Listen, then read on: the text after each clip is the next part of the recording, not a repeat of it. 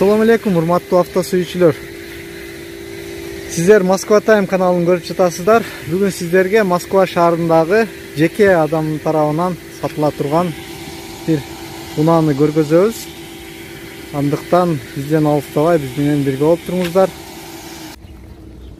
Меке достор, таксиден кийинки машина экен, баасы 465 миң дейт, окончательно.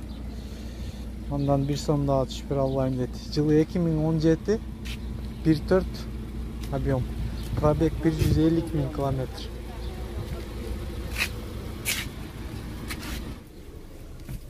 Чехолдорду кийгизип коюп тур. Кондиционер бар экен. Штатный магнитофон. Пробеги 110 201 kilometre. Бирок 110 000 жүргөн машинада эмес. Состояниясы жакшы эмес, урулган жерлери бар экен.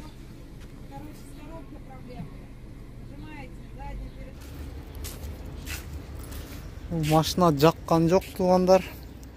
465 миңге берем дейт. Дагы бир машинасы бар экен, 400 миңге берем дейт. Аны дагы көрөбүз азыр. Бул дагы 2017, объем 1.4. Коробка автомат. Bunun baası 400 000 rubl deydi. Taksiden keyinki машина eкен. Катар сиздерге көргөзүп кетейин.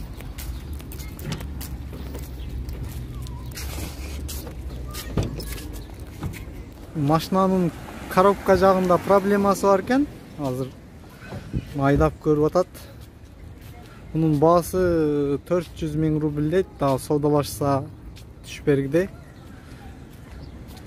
Шундай достор, өзүңүздөрдүн оюңуздарды комментарийге жазып кетиңиздер. Бул машиналарды алса болобу, болбойбу. Бунун баасы 400 000 rubl дейт. Тетиги 0.93. Bunun баасы 465 000 rubl. Өзүңүздөрдүн оюңуздарды комментарийге жазып калтырып кетиңиздер. Андыктан видео жаккан болсо лайктан басыңыздар. Каналга каттуу элек болсоңуздар, катталып кетиңиздерди суранабыз. Көптөгөн дагы жакшы видеолор болот.